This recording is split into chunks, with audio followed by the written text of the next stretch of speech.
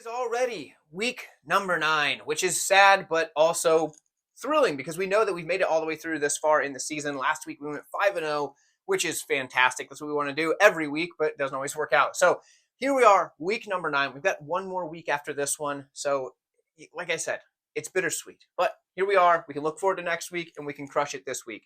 We have an interesting one here. So I want to give you a bit of a disclaimer. These guys both have 3 professional MMA fights.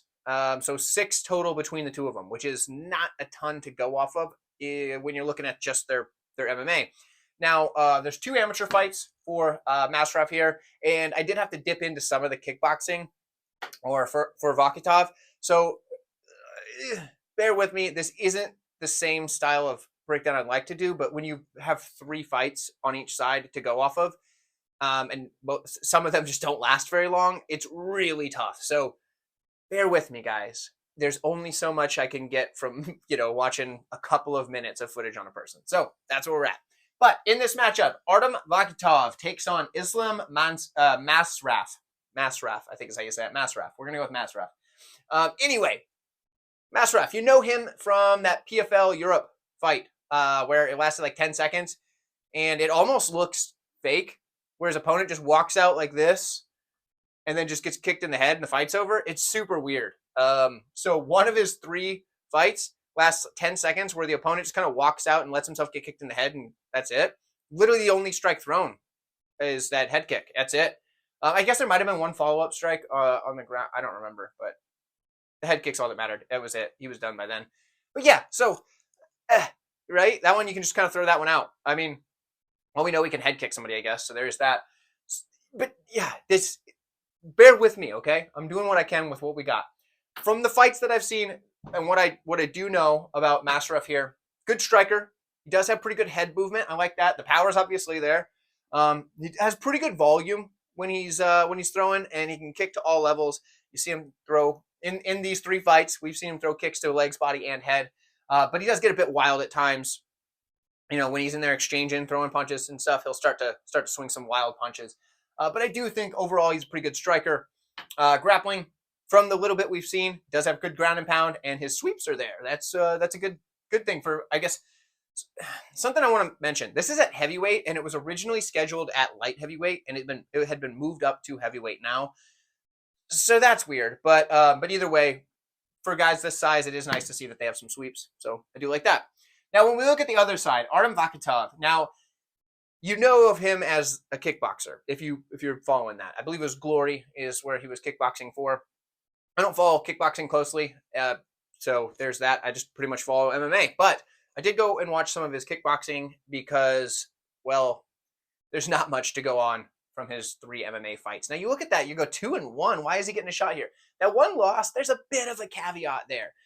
He ends up hurting his own elbow while he's just beating the brakes off of this poor guy. He's like on top in ground and pound, which is how I realized he has good ground and pound. But maybe it's not good because he did hurt his own elbow.